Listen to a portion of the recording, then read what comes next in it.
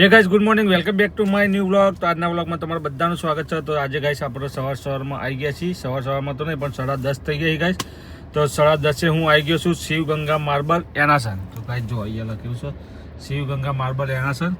કારણ કે આપણા એન્જિનિયર આવે છે જે આપણા ફ્લોરિંગના ટાઇલ્સ પસંદ કરવાના છે, કલર બલર એ ટાઇલ્સ પસંદ થઈ જાય પછી શું દિવાલોનું એમના કલરનું એન્જિનિયરિંગ કરતા ફાવે, ઇન્ટિરિયર ડિઝાઇન બનાવતા ફાવે.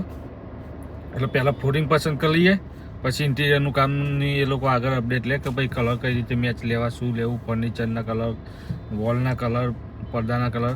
એટલા માટે આપણે પહેલાં આજે ટાઇલ્સ જોઈ લઈએ ફ્લોરિંગના. તો હું એન્જિનિયરની રાહ જોઈને બેઠો છું, એ આવે એટલે આપણે અંદર જઈએ. તો ગાઈસ અત્યારે આપણે શિવગંગામાં માર્બલ વાળાને ત્યાં તો જઈને આવ્યા, પણ આપણે ટાઇલ્સ તમને બતાવે નહીં, એ થોડું સરપ્રાઈઝ રાખ્યું છે. કારણ કે આપણે કમ્પ્લીટ ઇન્ટિરિયર ડ્રોઈંગ આવે ને પછી પાછા ચેન્જ કરવાના થાય, આ તે નહીં. એટલે આપણે હજુ એને બતાવશું પણ થોડો ટાઈમ પછી બતાવશું. એટલા માટે બધું એટલે હાલ કલર ટોનને એવું પસંદ કરી લીધું છે. એ રીતે એન્જિનિયર ડિઝાઇન બનાવી દે પછી આપણને એમ લાગે કે ઓકે છે, પછી આપણે તમને બતાવી દઈશું. તો ચલો ગાઈસ હવે વાગી ગયા, જો ગાઈસ કેટલા વાગ્યા હતા અને 12 વાગી ગયા. લગભગ 2 કલાક ચોઈસ કરવામાં થયા ટાઇલ્સ. તો ઘરે જઈએ અને પહેલાં જમી લઈએ. ચલો ગાઈસ વાગી ગયા 4 અને હવે આપણે જવા નીકળી ગયા આપણી સાઈડ ઉપર. અહીંથી એક જગ્યાએ બહાર જવાનું હોય તો ચલો ગાઈસ નીકળીએ. ગાઈસ સાઈડ ઉપર તો જઈને પાછો આવી ગયો. જવાનું હતું દવાખાના. આપણે શાંતિબાન આજ પાછા દવાખાને લઈ જાય. મનુને સવારના ત્યાંથી અને મનુનો ફોન આવ્યો કે લગભગ એક બાટલો પતી જાય એટલે ઘેર આવવાનું હોય, નકર જવાનું હતું. એટલે હું કહું ઘેર આવતા હતું પછી નહીં જવું, જોઈએ. પણ હવે જો થોડી વાર રહીને ફોન આવશે તો પાછું ઘરેથી જાય, નકર જો નહીં આવી તો જાય, ને આવશે તો નહીં જવું ગાઈસ. તો અત્યારે રિંગ રોડ ઉભો રહ્યો. સાઈડ ઉપર જતો બહુ તરસ લાગી હતી તો પેપ્સી લીધી અને પાણીની બોટલ લીધી છે, તો પીએ. તો જઈએ ઘરે ગાઈસ. તો ગાઈસ અત્યારે વાગી ગયા જો 8:30, મતલબ 8:40 થવાઈ ગઈએ. તો હજુ મનુને અને શાંતિબાને હજુ કોઈ આવ્યું નહીં ગાઈસ. ભૂખ પણ લાગી, ભૂખ ખાવાનું તો બનાવ્યું છે ગાઈસ, અને જે ખાવાનું તો બનાવી દીધું હોય દેખો. પણ ખાવું કંઈ મનુને આવ પછી ખાઈએ. ભૂખ પણ લાગી છે પણ મનુની રાહ જોઈ બેઠા એ આવા તો ખાઈએ ને ગાઈસ. શું કરીએ કંઈ ખબર નહીં પડતી. રોટલીએ બનાવી છે, શાક ખીચડીએ બનાવી દીધી હોય. તો ગાઈસ મનુની એમની રાહ જોઈ જાય એટલે હું એ આવી ત્યાં લગી હું નહીં લઉં ગાઈસ, પછી જમે.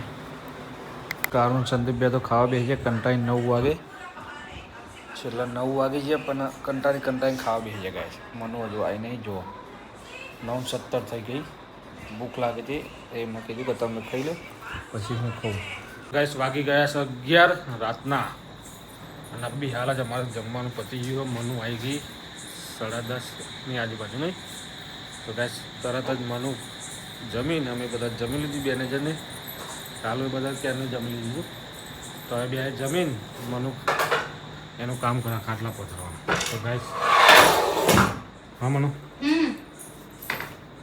ભૂખ લાગી હતી બરાબર? આજ ખાવા મળી હતું કે નતું મળી? ભૂખ તો લાગે ને શું કરો, શું કરી દવાખાના મને તો ગાઈસ આજે છે ને મનુને શું થયું ખરે, કમરમાં થોડી દર્દ થઈ ગયું. આખો દિવસ દવાખાનામાં બેઠા નહીં ભાઈ. તો મનુ આજ કમરમાં દુખાવો થઈ ગયો ગાઈસ. ગોળીઓ નહીં આજે તો દવાઈ નહીં એટલે કમરમાં દુખાવો થઈ ગયો. તો કાંઈ બીજું બોલ, બીજું કોઈ નહીં કેવું. થાકી ગયું? થાક તો જબરું લાગે છે મારે. તો ગાઈસ મનુ આખો દિવસ દવાખાનામાં બેઠા થાકી ગઈ છે અને એના કમરમાં દુખાવો થઈ ગયો. તેને હું ગાઈ એટલે ફટાફટ હવે ખાટલા પોથરા પણ હોઈ જાય. તો ગાઈસ આજે પણ હું પણ એકલો ઘેર હતો એટલે કંઈક વ્લોગ વધારે બનાવી નહીં શક્યો. કાલ હોઈ ગયો અને સંદીપ પણ ઉપર જઈને હોઈ ગયો. તો ગાઈસ આવું બધું આજે કામ હતું. હું એકલો ઘેર હતો એટલે મેં કોઈ વ્લોગ બનાવ્યો નહીં ગાઈસ. તો આજનો વ્લોગ અહીંયા જઈને કરીએ. તો મને ગુડ નાઇટ, કાલુને ગુડ નાઇટ કહી દઈએ. તો ગાઈસ હવે ને આપણે હોઈ જઈએ, વખત થાકી જાય બહુ. તો ચલો ગાઈસ નવા એક વ્લોગમાં કાલ સવારે મળશું. Thank you bye, good night.